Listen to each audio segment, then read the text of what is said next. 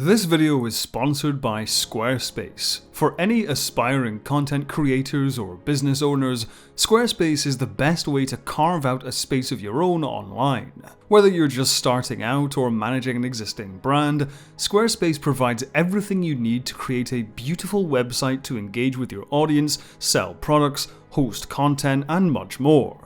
With Squarespace, you don't need to be an expert at writing code. Simply select from dozens of pre-made flexible templates. Once you've found one to your liking, Squarespace's Fluid engine allows you to customize your site as much or as little as you want. As well as porting over videos from popular platforms, you can also host video content directly on your Squarespace site. Follow the link in the description to start making your own website with your own domain name and use the promo code Rowan Coleman for 10% off your first purchase. Thank you once again to Squarespace for helping me keep the lights on over here. And now, on with the video.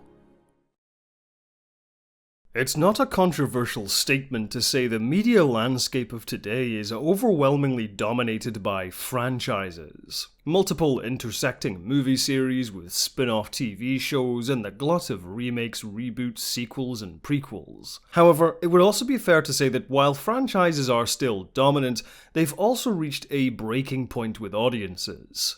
The post-Endgame Marvel Cinematic Universe has struggled to maintain the franchise's quality, and it's no longer bulletproof at the box office. Meanwhile, its closest comparison, the DC Universe, has had a huge number of high-profile flops this year. And then there's Star Wars. Although its numerous streaming shows remain quite popular, Star Wars hasn't felt like a commanding pop culture force since the end of the sequel trilogy. In fact, fans of these Star Wars shows have expressed a feeling of oversaturation. And despite many modern Star Trek shows being well liked, it too risks oversaturating its audience with content, and its current stories seem far too focused on nostalgia. Is this simply inevitable when it comes to long-running franchises? Does the weight of continuity and content naturally reach a breaking point? Or is there some way to avoid this? One person who did know how to build a franchise which lasts was none other than Gene Roddenberry. Now, there are many criticisms to be made of Roddenberry. Despite how revered he is by much of Star Trek fandom, Roddenberry rarely had direct involvement with the most acclaimed installments in the franchise. The rules he often conjured up for the writers were strict but inconsistently applied, and his deification within the Star Trek fanbase often risks overshadowing the contributions of others. However, despite these criticisms, Roddenberry's approach to expanding Star Trek as a franchise was, intentionally or not, an approach which can offer lessons for franchise storytelling in the modern day. Even in the early days of Star Trek, Roddenberry already had plans for spin-offs. The episodes featuring Harry Mudd and Season 2's Assignment Earth, featuring Gary 7, were made as backdoor pilots for potential spin-off shows. The Mudd show would have been a swashbuckling outer space comedy adventure. The Gary 7 show would have been a cosmic thriller akin to British shows like The Champions or Sapphire and Steel. Later on, when Star Trek became a more established brand, Roddenberry, alongside writer Darlene Hartman, proposed the sci-fi medical drama Hope Ship, which followed a Federation hospital ship.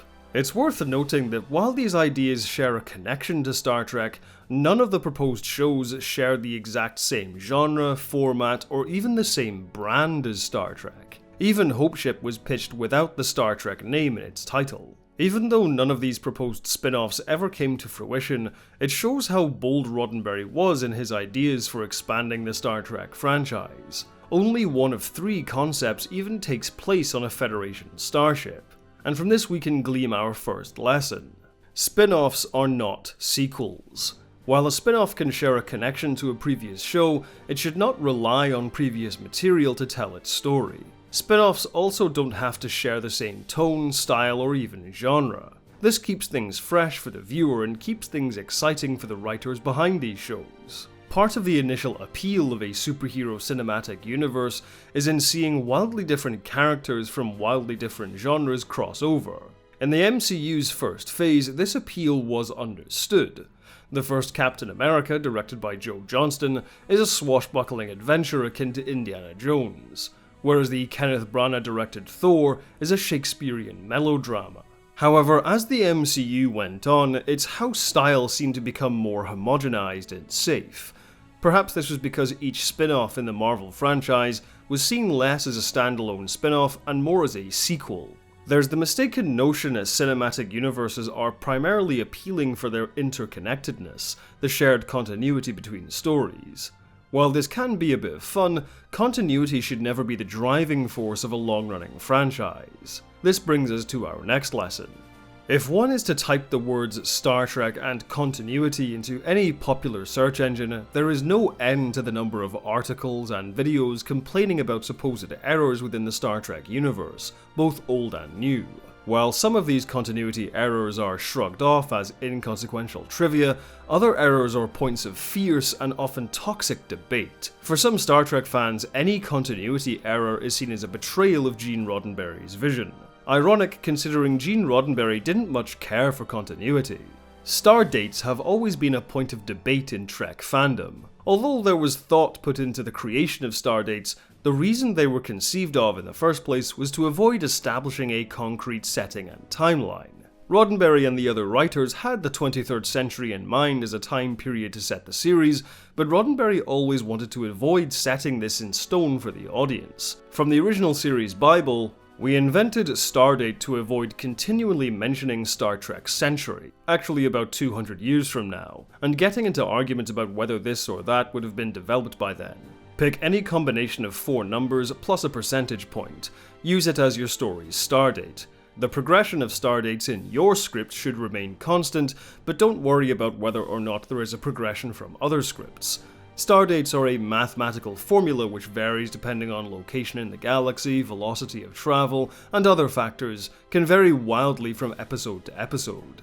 Roddenberry later said of stardates, "In the beginning I invented the term stardate simply to keep from tying ourselves down to 2265 AD, or should it be 2312 AD? I wanted us well into the future, but without arguing approximately which century this or that would have been invented and superseded. When we began making episodes, we would use a stardate such as 2317 one week, and then a week later when we made the next episode, we would move the stardate up to 2942 and so on. Unfortunately, however, the episodes are not aired in the same order in which we filmed them, so we began to get complaints from viewers asking, how come one week the stardate is 2891, the next week it's 2337, and then the week after it's 3414? In answering these questions, I came up with the statement that the stardate specified in the log entry must be computed against the speed of the vessel, the space warp, and its position within our galaxy in order to give a meaningful reading. Therefore, stardate would be one thing at one point in the galaxy, and something else again at another point in the galaxy. I'm not quite sure what I meant by that explanation, but a lot of people have indicated it makes sense. If so, I've been lucky again, and I'd just as soon forget the whole thing before I'm asked any further questions about it. Roddenberry's lax attitude to continuity was readily apparent after the original series ended. Star Trek the Motion Picture is essentially intended as a reboot, and not just a visual reboot. The clearest evidence for this is not in the movie itself, but in the novelization. While this novel is often credited to Alan Dean Foster, it was in fact entirely written by Roddenberry himself. The introduction of the novel, which includes 2 prefaces, one told in universe from Kirk's point of view, and another meta-narrative author note from Roddenberry, reimagines the Star Trek universe entirely. The people of Earth have evolved into hyper-intelligent beings who have formed a kind of collective consciousness. Meanwhile, the more primitive humans protect this paradise aboard their starships. This completely contradicts how the Star Trek universe seemingly operates throughout the original series. Kirk's note further explains, "Unfortunately, Starfleet's enthusiasm affected those who chronicled our adventures, and we were all painted somewhat larger than life, especially myself. I became determined that if I ever again found myself involved in an affair attracting public attention, I would insist that some way be found to tell the story more accurately." Roddenberry's author note states, "Considering Admiral James Kirk's comments in his own preface, it may seem strange that he chose me as the one to write this book. I was, after all, somewhat a key figure among those who chronicled his 5-year mission in a way which the Admiral has criticized as inaccurately larger than life. Perhaps he thought I would be more trustworthy when working with the written word than with images. Either way, it is clear that he knew that he could guarantee the accuracy of this by insisting that the manuscript be read and, where necessary, corrected by everyone involved in the events being described. Essentially what Roddenberry is doing here is writing himself a license to include, ignore, or change any previous events from the original series. At the time, he must have been of the mind that the motion picture would be a hit with audiences, critics, and at the box office, thus leading to more films which he would have direct control over. And with this control, he is expressing in the novelization his desire to play fast and loose with established canon whenever it suits him. In fact, for as long as fiction has existed, this was the norm for how most franchises worked, except they weren't called franchises. Personally, I've been making an effort to avoid using the word in day-to-day conversation, as it always emphasizes the commercial rather than artistic side of these interconnected multimedia entities which have become so popular. Instead, I prefer to use the older term mythos. And the way Gene Roddenberry approached building and expanding the Star Trek mythos is in keeping with how some of our most famous stories have developed in the popular consciousness. Works like King Arthur, Robin Hood, or the Trojan War, for a much older example, have endured thanks to what would now be referred to as fanfiction. There was no such thing as copyright law in the medieval or ancient worlds.